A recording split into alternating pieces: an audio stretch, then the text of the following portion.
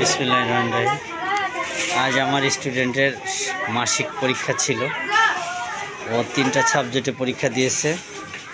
3টা সাবজেক্টের পরীক্ষাতে ওর প্রাপ্ত নাম্বার হচ্ছে, প্রথমে হচ্ছে গণিত। গণিতে ও 100-র ভিতরে পেয়েছে হচ্ছে 66 পেয়েছে। আর পরে হচ্ছে ইংরেজি, বাংলায় পেয়েছে হচ্ছে 100-র ভিতরে 93। আর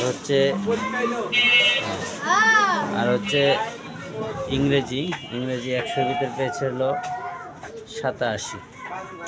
এই আমার স্টুডেন্ট হলো 3য় শ্রেণীতে পড়ে, পিকার্ড স্কুলে, পুকুরপাড় পিকার্ডে চাকরি করে। তা অ্যাভারেজ হচ্ছে 3 সাবজেক্ট মিলেই ওর নাম্বার আসছে হচ্ছে 300 মার্কের ভিতরে ও পাইছে হচ্ছে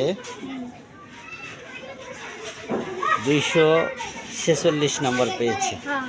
অ্যাভারেজ ও 82 করে নাম্বার পেয়েছে প্রতি সাবজেক্টে। অতএব অ্যাভারেজ হিসেবে ও লেটার মার্ক আছে। তাই আমার পক্ষ থেকে, ও যেহেতু লেটার মার্ক ওর প্রতি সাবজেক্টে আছে, এই জন্য আমার পক্ষ থেকে ওনার জন্য একটা গিফট পেয়েছে। এখন বলো, তুমি কি গিফট পেয়ে খুশি?